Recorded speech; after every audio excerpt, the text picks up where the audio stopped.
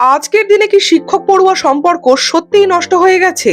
এই ভিডিওটি দেখলে কিন্তু সেই ধারণা বদলাতে বাধ্য। বেঙ্গালুরুর এক প্রত্যন্ত স্কুলে ইংরেজি পড়ান দীপালি দাহি কামলে। একদিন তিনি ক্লাসে বলেছিলেন তিনি ফল খেতে খুব ভালোবাসেন। ব্যাস, তারপর থেকে প্রতিদিন ছাত্ররা টিফিন বাক্স ভর্তি করে ফল নিয়ে আসেন তাদের প্রিয় দিদিমণির জন্য। ক্লাস শেষে বিরতির সময় যখন ক্ষুধা অনুভব করেন দীপালি ম্যাডাম, ঠিক তখনই তার সামনে হাজির হয় বাক্স ভর্তি ফল। তিনি কিন্তু ফিরিয়ে দেন না, খেয়েও নেন। আর তার বিনিময়ে ক্ষুদে ছাত্রদের মুখে ফুটে ওঠে একরাশ হাসি। এই মুহূর্তবন্দি ভিডিওই ইনস্টাগ্রামে শেয়ার করেছেন দীপালি ম্যাডাম। এই ভিডিওটি থেকে একটা জিনিস কিন্তু স্পষ্ট, সেটা হলো ক্ষুদে পড়ুয়াদের নিঃস্বার্থ অফুরান ভালোবাসা।